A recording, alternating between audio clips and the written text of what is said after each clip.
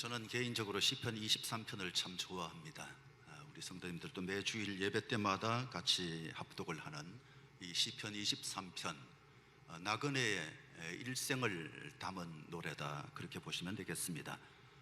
순례자로 일생을 살다가 주님 품으로 돌아가는 하나님과의 관계로 인해서 부르는 행복의 노래, 그게 바로 시편 23편인데, 누군가가 천국 가시면 저는 장례 예배를 집전하면서 3번이 되든 4번이 되든 5번이 되든 시편 23편으로 설교를 하고 있습니다. 다윗은 사망의 엄침한 골짜기로 다닐지라도 주님이 함께 하신다고 노래했고, 마지막 절에서는 여호와의 집에 영원히 살리로다, 그렇게 노래합니다. 평생을 살면서 피곤하고 지친 몸이 여호와의 집에서 영원한 안식을 누린다, 여호와의 집에서 영원한 안식을 누린다, 이게 바로 하나님 자녀의 특권입니다. 하나님 자녀가 누리는 특권이에요. 밖에서 놀다가 저녁 때가 되어서 돌아갈 집이 있는 사람은 행복한 사람입니다. 밖에서 놀다가 돌아갈 집이 없는 사람은 불행한 사람입니다. 그래서 여호와의 집에서 영원히 산다는 것은 자녀들이 누리는 특권이다, 그렇게 말씀드리는 것입니다. 지난주에 자녀가 되는 권세를 주셨다고 했습니다. 우리는 하나님을 아버지라고 부르는 사람들입니다. 왜 하나님을 어머니라고 부르지 않습니까? 그렇게 이 일을 제기하기보다 하나님의 자녀가 되는 특권을 누렸다, 권세를 누렸다, 이것이 얼마나 엄청난 축복인가 하는 것에 주목하며 살아갈 수 있기를 바랍니다. 성경이 우리에게 기록될 그때, 복음서가 기록되었던 그 시절에 사회적 분위기는 노예제도 하에서 지내고 있던 분위기였습니다. 노예제도가 있던 시대에 누구든지 예수 믿으면 하나님의 자녀가 된다, 이 얘기가 무슨 얘기입니까?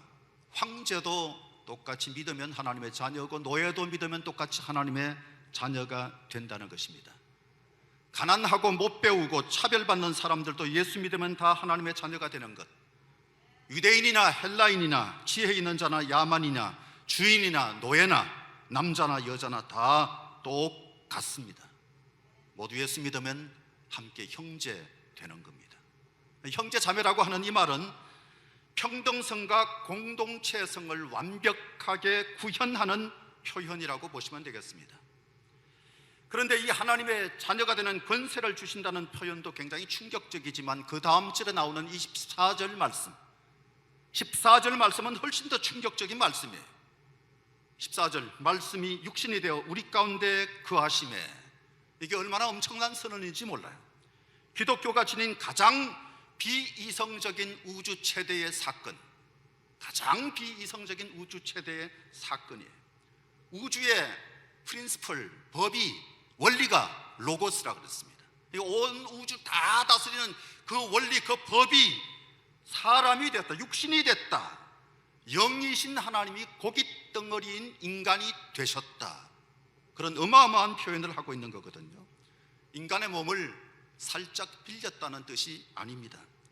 제우스 신이 인간의 몸을 입고 와서 엽기적인 행동을 하거나 인간에게 은혜와 심판을 베풀었다는 그리스 로마 신화하고는 차원이 다른 이야기입니다.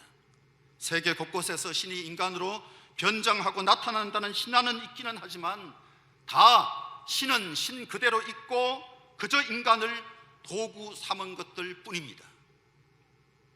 그러나 오늘 말씀은 하나님이 God, Man, 하나님이자 동시에 사람, 완벽한 하나님이시고 완벽한 인간이 되시는 것, 인간이 겪는 연약함, 인간이 겪는 희로애락을 다 겪으시는 그런 몸을 입고 오셨다, 그렇게 말씀하고 있습니다. 영혼만 신이라는 것도 아닙니다. 귀신이 갑자기 속에 들어와서 몸뚱이를 이용하는 그런 상황이 전혀 아니라는 겁니다. 하나님과 인간의 공존 방식을 취하는 그런 모습으로 오신 것도 아닙니다. 영지주의자들이 그렇게 오해했습니다. 영은 선한데 육은 악한 게 영지주의자들의 생각인데, 그들이 말하는 가현설이 바로 이런 오해 속에서 나온 것인데, 그들은 하나님의 영이 예수님이 침례 받으실 때 살짝 임하였다가 십자가에 돌아가시기 직전에 빠져나갔다, 그렇게 말합니다. 아닙니다. 말씀이 육신이 되었다는 이 표현은 불안정한 결합을 말하는 것이 결코 아닙니다. 혹시라도 오해가 생길까봐 사도 요한 같은 경우는 사륵스라고 하는 단어를 들어서 예수님이 완벽한 육신으로 오셨다 하는 것을 분명히 말합니다. 사륵스라고 하는 단어는 유혹에 노출되기도 하고 생로병사, 희로애락의 고통, 욕구를 느끼는 그런 몸, 그걸 가리키거든요. 보다 중립적이고 물질적인 몸을 가리키는 소마라고 하는 표현이 있는데도 불구하고 사도 요한은 의도적으로 사륵스라고 하는 단어를 들어 쓴 겁니다. 인간이 결코 반은 신이고 반은 인간인 하나님이 그런 존재가 아니라 완벽한 인간이 되셨다, 그런 말입니다. 창조주 하나님이 여자의 몸에서 태어나시고 33년 동안 육신을 입고 이 땅에 살다가 십자가에서 사람하고 똑같은 모습으로 죽으셨다. 이게 말이 됩니까? 도무지 이해할 수 없는 우주 최대의 기적 중의 기적. 복음에 토착하여 모범이긴 하지만 상상도 못할 표현. 말씀이 육신이 되어 우리 가운데 거하시네. 그 이유나 논리적 가능성을 따진다면 답도 없는 미궁 속에 헤매기만 할 수밖에 없는 수수께끼 같은 이야기. 우리는 이것을 사실로 그리고 하나님의 계시로 받아들입니다. 이게 바로 믿음입니다. 사도 요한은 말씀이 육신이 되었다 이 선언으로 선포하고 있을 뿐입니다. F.S. 브루스라고 하는 신약 학자 중에서도 거장인 분의 제자인 김세윤 박사, 제가 이분을 1년 동안 열심히 쫓아다녔는데 그분이 이 14절이야말로 복음의 주제요 요한복음의 논지를 천명한 것이다, 그렇게 표현을 했습니다. 그렇습니다. 14절은 위대한 전기이자 복음의 주제이고 요한복음의 논지이자 기독교 교리 가운데 기독론의 핵심입니다. 심장이 왜 뛰고 어떻게 만들어졌는지 모든 사람이 다 알 필요는 없습니다. 이게 왜 뛰고 왜 어떻게 만들어졌느냐 이건 다 모른다 할지라도 지금 뛰고 있는 것은 느껴야 할 것이고, 그리고 무슨 일을 하는 건지도 아는 게 좋겠고, 어떻게 하면 건강생활을 잘 유지할 수 있을까 그것 아는 것은 굉장히 중요할 거예요. 이 성육신이 어떤 의미인지 요한의 표현을 통해서 구체적으로 살펴보면서 그 의미를 깨닫고 하나님의 사랑을 더 깊이 깨닫는 시간이 될 수 있기를 바랍니다. 요한은 첫째, 독생자의 영광이다, 그렇게 표현했습니다. 독생자의 영광이다. 가끔 식당에 가보면 대통령이 다녀가신 집이라고 사진을 이렇게 붙여놓는 집이 있고, 연예인들이 왔다 갔다고 해서 사인 받아놓고 거기다 사진 찍어놓고 뭐 그렇게 팻말과 사진들을 붙여놓은 경우들을 볼 수 있습니다. 또 이 집은 TV 프로에 나왔던 집입니다, 그렇게 붙여놓죠. 영광스러운 식당이다, 맛있는 식당이다 하는 것을 선전하기 위해서, 홍보하기 위해서 그렇게 붙여놓는 거죠. 한때 전남 장성군하고 강원도 강릉시가 서로 홍길동이 우리 동네에서 태어났다, 그거 가지고 싸웠습니다. 그래서 장성에 가도 홍길동이 동상 같은 것들이 막 세워져 있고, 강릉에 가도 홍길동이가 있어요. 그러니까 홍길동이는 역시 전라도나 강원도나 훌쩍훌쩍 뛰어다니는 그런 존재예요. 홍길동답습니다. 유명인이 태어나면 명소가 되기 때문에 홍길동 가지고 서로 우리 동네에서 태어났다고 그렇게 말하게 된 겁니다. 그런데 하나님이 육신을 입고 거하셨다면 그 상황을 설명하는 최고의 단어가 뭘까요? 영광입니다. 하나님이 다녀가신, 하나님이 오신 곳 얼마나 영광스럽습니까? 그걸 표현하는 가장 좋은 단어가 바로 영광이에요. 사도 요한도 본문에서 우리가 그의 영광을 보니 아버지 독생자의 영광이요 라고 했습니다. 또 본문에서 거하셨다라고 하는 말을 썼는데, 이 말은 에스케노신이라고 하는 단어인데 장막을 쳤다 그런 뜻입니다. 장막을 쳤다. J.R. 힐이 하나님이 그 백성 중에 거하신다는 의미로 쓰인 쉐키나라는 히브리의 메아리를 담고 있다, 그렇게 표현을 했는데, 쉐키나가 무슨 뜻이냐면 하나님의 영광으로 많이 사용된 그런 단어예요. 하나님의 영광. 모세가 장막을 딱 완성을 해놨을 때 그 모습이 출애굽기 40장에 기록되어져 있습니다. 34절 35절 구름이 해막에 덮이고 여호와의 영광이 성막에 충만하매 모세가 해막에 들어갈 수 없었으니 이는 구름이 해막 위에 덮이고 여호와의 영광이 성막에 충만함이었으며, 해막에 여호와의 영광이 충만했다라고 하는 말이 두 번 나와 있죠. 당시 사람들은 구름으로 하나님의 영광을 표현했습니다. 구름이 빽빽한 그 모습, 하나님의 영광이 가득했다. 모세가 시내산에서 하나님을 잠깐 뵙고 내려옵니다만 모세의 얼굴이 빛이 났다, 그렇게 말하는데, 출애굽기 34장 30절 아론과 온 이스라엘 자손이 모세를 볼 때 모세의 얼굴 피부에 광채가 남을 보고 그에게 가까이 하기를 두려워하더니, 너무 눈이 부셔서 가까이 다가가기도 어려울 정도였다. 너무 눈이 부셔서 차마 가까이 다가갈 수가 없었다. 이게 바로 영광입니다. 영광입니다. 사도 요한도 그 영광을 봤다라고 말했습니다. 쉬운 말이 아닙니다. 생각해 보십시오. 나사렛의 허름한 마구간에 누워있던 그 아기를 바라보면서 뭐 어디에 누워있던 아기는 예쁘다, 뭐 그렇게 표현할 수는 있겠지만, 내가 영광을 봤다, 이게 쉬운 말입니까? 쉬운 말이 아니죠. 그 흐름한 어린아이의 몸을 보면서 영광을 봤다. 영광을 봤다. 영광이 만약에 잘 보였다면 유대인들이 예수님을 십자가에 못 박았을까요? 제자들도 변화산상에서 잠깐 예수님의 본 모습을 봤던 것 같습니다. 마태복음 17장 2절에 그들 앞에서 변형되사 그 얼굴이 해같이 빛나며 옷이 빛과같이 희어졌더라. 스데반도 죽음 직전에 이 영광을 봅니다.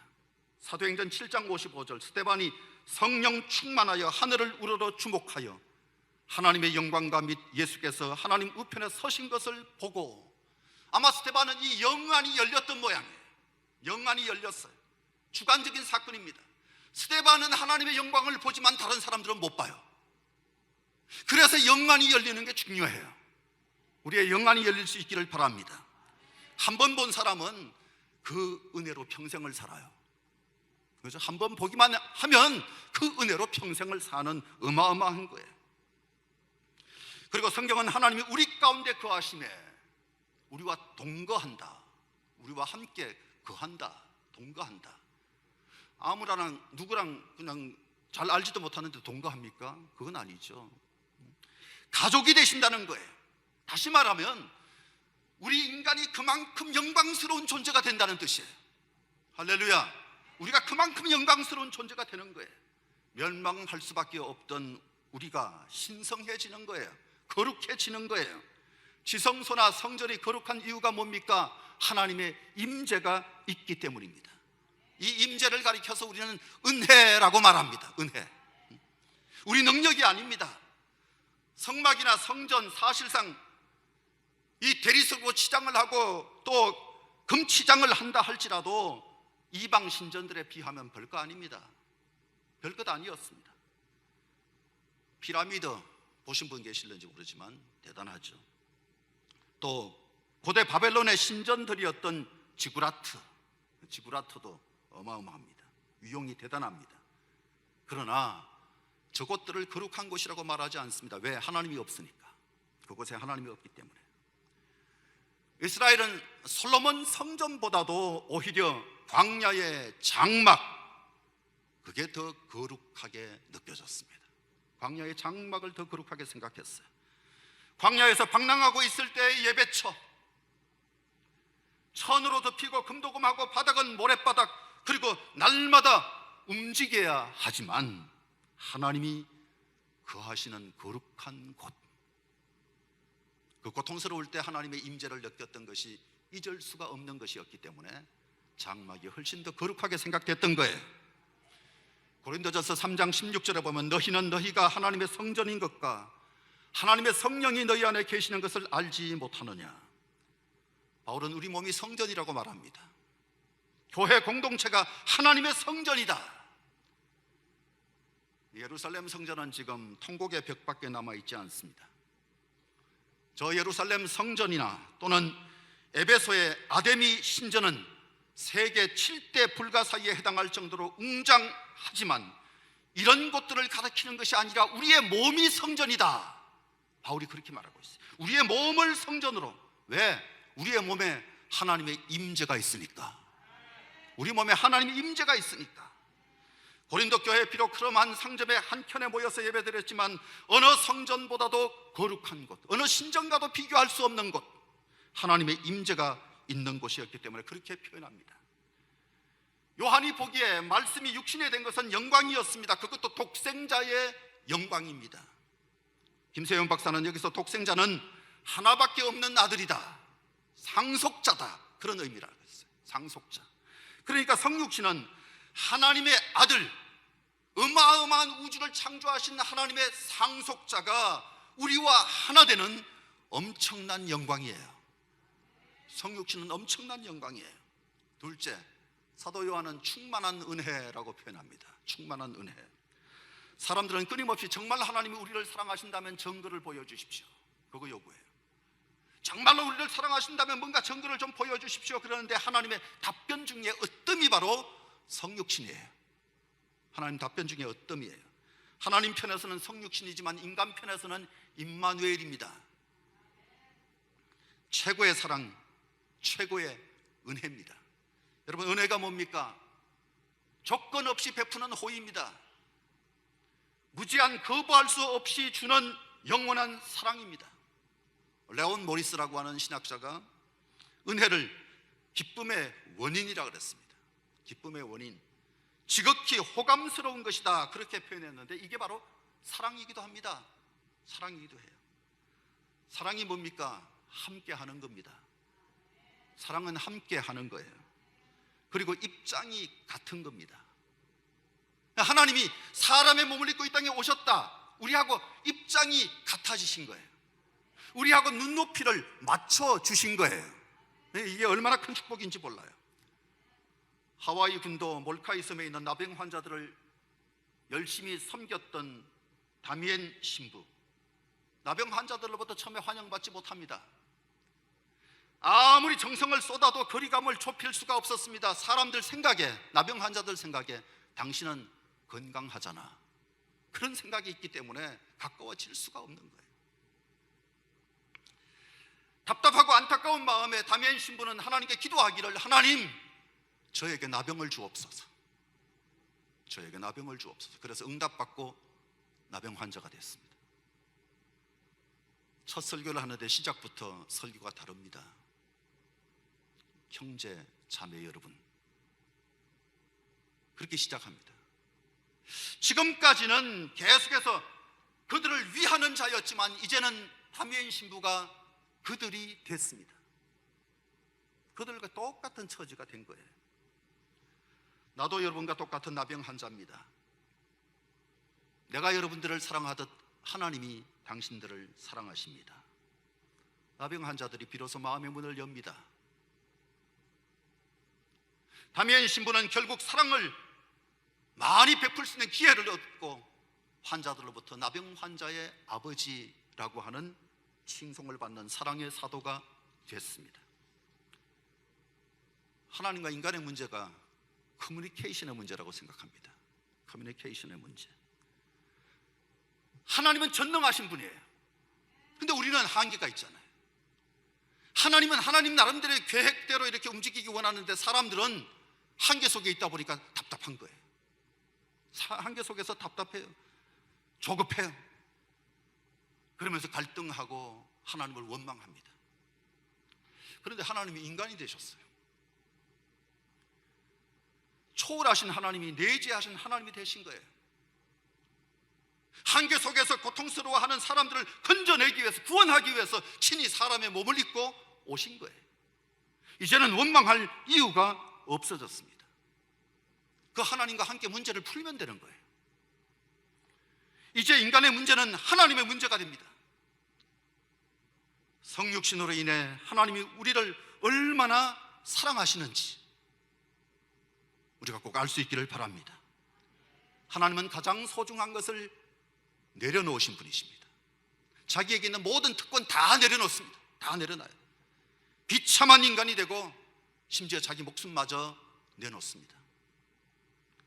양아진 외국인 선교사 묘역에 가면 한국에서 복음을 전하다가 순교하신 분들의 묘지들이 있습니다. 가족 무덤이 있습니다. 그런데 그 가운데 어린아이의 무덤도 있습니다.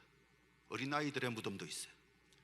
선교사인 아버지를 따라 아무것도 모른 채 조선 땅에 왔다가 풍토병과 열악한 의료시설로 말미암아 어린아이들이 조선 땅에서, 한국 땅에서 죽은 겁니다.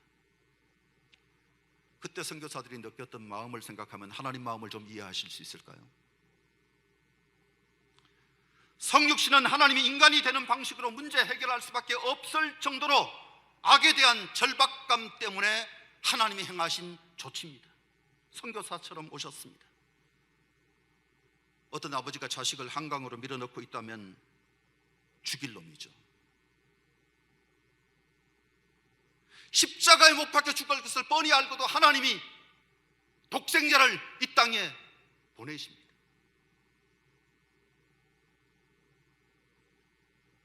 왜 그러셨을까요? 그만큼 인간이 비참했기 때문입니다. 너무 불쌍하고 너무 답답해서 친히 인간의 몸을 입고 이 땅에 오셔서 인간의 일생을 사신 겁니다. 그래서 성육신은 우리를 향한 하나님 아버지의 사랑의 폭발이다, 그렇게 표현하고 싶어요. 하나님 사랑이 폭발한 거다. 한 번은 미국에서 목회하는 친구가 탈북자들을 위한 사역을 하고 싶다고 했습니다. 근데 못했습니다. 어머니가 극구 반대하셨기 때문에 못했어요. 그 어머니는 독실한 군사님이십니다. 그런데 탈북자 선교를 내 아들이 굳이 해야 하느냐, 그게 얼마나 위험한 건데, 그러면서 결사반대하신 거예요. 아예 들어누우셨어요. 북한 가서 선교한다는 것도 아닌데 결국은 아들은 뜻을 접었습니다. 그래도 해야 되는 것 아닌가. 그런데 묻고 싶습니다. 여러분이면 어떠실까요? 자기하고 직접 상관이 없는 의사가 자기 살을 베어서 환자의 건강을 돌본다면 돈 때문에 일하는 사람이 아니구나, 진짜 의사답다라고 생각하겠지만, 자기 살을 도려내가면서 환자를 돌보는 그 의사가 내 아들이라면 굳이 그렇게까지 해야 하나, 그러지 않을까요? 옛날 어떤 임금이 반란이 일어나서 피난을 가는데 신분을 숨기고 한 농부의 집에서 며칠을 유하게 됐습니다. 고맙게도 이 농부가 누군지도 모르면서 대접을 너무 잘해줍니다. 반란이 다 평정되자 임금은 이제 황궁을 해야 하는데, 농부가 너무 감사해서 자기 신분을 여전히 감춘 채 고맙다고 인사하며 은혜를 갖고 싶은데 소원이 뭡니까? 그랬더니 하는 말이, 농부가 소원이 뭐 있겠습니까? 그저 건강하고 길손 대접할 정도로 사니까 이걸로 만족스럽습니다. 앞으로도 쭉 그렇게 살고 싶습니다. 그래도 원하는 걸 한 가지 좀 얘기해 주면 좋겠어. 그랬더니 며칠 있으면 내 환갑날인데 그날 오셔서 밥 잡수고 가서. 그래서 며칠 후 농부 환갑날에, 환갑날은 다른 말로 육갑날이죠. 이 환갑날에 임금이 행차하시는 거예요. 임금님이 행차하시는 거예요. 임금이 그 잔치에 오는, 농부의 이 환갑 잔치는 축복의 날이 되는 거예요. 세상에 임금이 다녀가시는 집이 되는 거예요. 유명 인사 아닙니까? 그렇게 되면 완전 유명 인사 되는 거예요. 그런 걸 가리켜서 우리는 은혜라 그럽니다. 은혜. 하나님은 손님이 아니라 아예 함께 살려고 오셨습니다. 손님이 아니고 며칠 유하다가 가는 그런 존재가 아니라 아예 함께 살겠다, 그렇게 하면서 오신 거예요. 농부는 임금님을 몰랐지만 임금은 농부를 알죠. 하나님은 우리를 알기 때문에 찾아오신 거예요. 농부는 착하고 진실하고 욕심이 없는 노인이었지만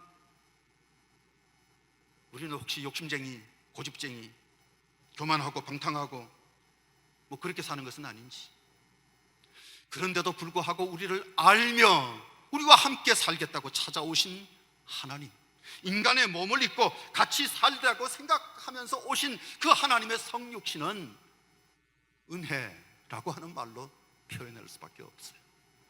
은혜입니다. 세 번째, 요한은 충만한 진리라고 표현했습니다. 충만한 진리. 말씀이 육신이 되신 것은 인간을 진리 세계로 끌어가기 위해서, 진리의 세계로 끌어가기 위해서, 진리로 인도하기 위해서입니다. 진리는 거짓과 과장과 속임수가 없는 완전한 진실, 완전한 진실. 세상에서는 찾을 수 없습니다. 요한은 예수님을 보니까 예수님이 완전한 진실이시다, 그게 깨달아졌어요. 누구보다도 그 깨달음이 컸어요. 그래서 다른 복음서에는 전혀 나오지 않는데 예수님이 I am the truth, 내가 바로 진리다 라고 했던 말씀을 유일하게 소개한 사람이에요. 그죠? 유일하게 소개한 사람. 그리고 예수님이 진리라는 사실을 누구보다도 강조한 사람이 바로 요한이에요. 요한복음 1장에 은혜라고 하는 단어가 4번 나옵니다. 3절에서 4번 나오는데 14절, 16절, 17절. 그런데 신기하게도요, 이 1장 17절 이후에는 은혜라는 말을 단 한 번도 쓰지 않아요. 한 번도 없어요, 요한이. 그런데 여기 은혜와 같이 연결된 단어였던 이 진리라고 하는 단어가 요한복음서 속에 25번 나와요. 이건 뭔가 의도적인 대조 아닙니까? 요한의 관심은 은혜보다 진리였습니다. 은혜보다 진리였어요. 왜냐하면 예나 지금이나 은혜만 좋아하는 자기식의 신앙인들이 너무 많아서 진리를 좇는 균형 잡힌 삶이 중요하다, 이게 요한의 생각이에요. 진리를 좇는 그 자세가 우리에게 너무나도 중요해서 균형 잡힌 신앙인이 되라 하는 뜻으로 진리를 강조했던 것 같습니다. 그래서 이 요한복음은 진리를 좇는 여행이에요. 진리를 좇는 여행. 진리가 모든 것을 걸 만한 가치가 있어요. 우리의 모든 것을 걸 만한 가치가 있는 게 진리예요. 여러분, 그렇다면 여행할 만하죠? 모든 것을 걸 만한 가치가 있는 그 진리를 쫓아가는 여행이라고 한다면 어떤 면에서는 목숨 걸고 따라가야 합니다. 목숨 걸고 나서야 할 일입니다. 예수님은 육신의 정욕과 탐욕과 자랑 때문에 어두워진 상태, 그 상태인 세상에 진리로 오셔서 어둠 가운데 있던 사람들에게 환한 빛이 되시는 거예요. 환한 빛이 되시는 거예요. 요한은 이 부분에서는 독생자의 모습으로 오셨다. 여기서 말하는 이 독생자가 뭡니까? 하나님을 가장 잘 아는 분이라는 뜻입니다. 하나님을 가장 잘 아는 그런 분이라는 말이에요. 그래서 하나님이 어떤 분인지를 가르치기에 충분하신 분이라는 사실, 충분하신 분이다. 그래서 진리. 그런데 예수님은 스스로 요한복음 14장 6절에서 내가 진리다, 그렇게 선언을 하신 거예요. 기억하십니까? 플라톤의 동굴우화, 각성한 자가 있었습니다. 모든 사람들이 다 깜깜한 그림자 세계에 살면서 이게 바로 세계의 전부라고 생각하고 있을 때 한 사람이 어느 날 산책을 하다가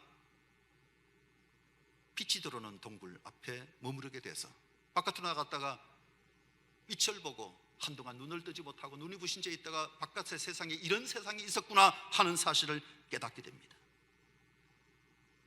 전혀 한 번도 경험해 보지 못한 세상을 본 거예요. 돌아와서 사람들에게 우리가 살고 있는 이 세상이 전부가 아니다 얘기를 하는데 사람들이 미쳤니? 너 미쳤구나, 그런 반응을 보였습니다.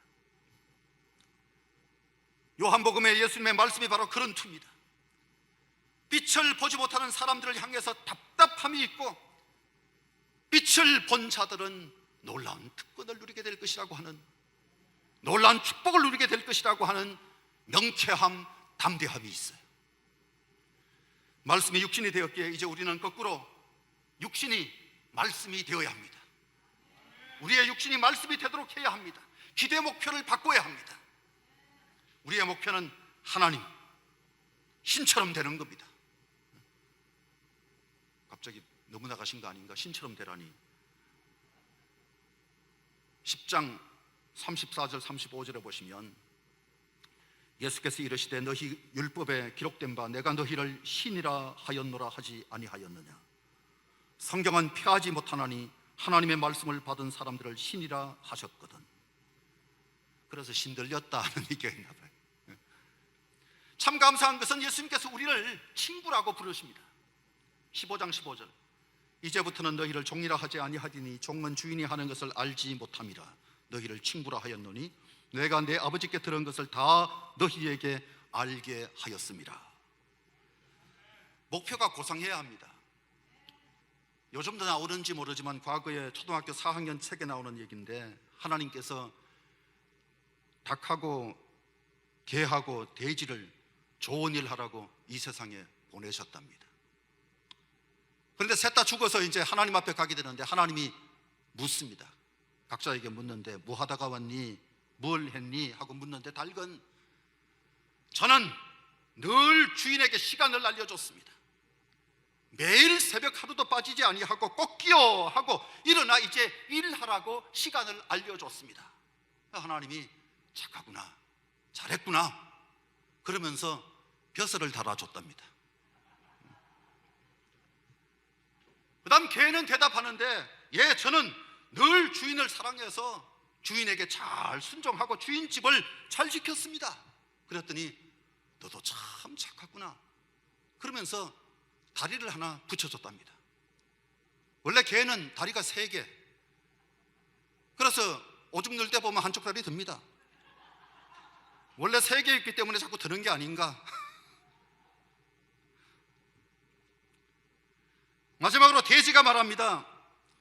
저는 할 일이 없어서 열심히 먹다가 왔습니다. 그래서 하나님이 돼지 코를 잘라버렸답니다. 그래서 돼지 코가 납작해졌답니다. 한 번밖에 없는 인생입니다. 육신의 습관이나 탐욕의 노예가 된 채 살아갈 수는 없습니다. 분노하고 다투고 실망하고 염려하는 그런 삶이 아니라 신의 성품을 담고 같이 살면 닮잖아요. 같이 살면 닮는 거예요. 아직도 왜 저렇게 하나도 안 바뀐 것 같아? 그러면 같이 안 살았던 거예요. 그렇죠? 같이 안 산 거예요. 그러니까 하나도 안 바뀌는 거예요. 말투도 안 바뀌고 행동도 하나도 안 바뀌고. 예수님은 예수님대로 사셨고 자기는 자기대로 산 거예요. 사랑과 정의와 생명이라고 하는 신의 음식이 우리의 음식 되어야 합니다. 하나님 수준까지 맞추기는 힘들겠지만 최소한 성육신을 생각하며 최소한 역지사지는 할 수 있어야 할 것이고 다른 사람을 나보다 더 낫게 여기며 섬기는 삶을 아름답게 살아가는 성육신의 자세 잘 유지하는 저와 여러분이 될 수 있기를 주의 이름으로 축복합니다. 할렐루야. 기도하겠습니다. 하나님 감사합니다. 오늘도 주의 말씀 주시고 이 소중한 진리를 캐는 기쁨 누리게 하여 주신 것 감사합니다. 나누는 즐거움도 충분하게 누리는 저희 되게 하여 주시옵소서. 진리로 살리라, 진리로 살리라 굳게 다짐하는 저희 되게 해 주옵소서. 예수님 이름으로 감사하며 간절히 기도드리옵나이다. 아멘.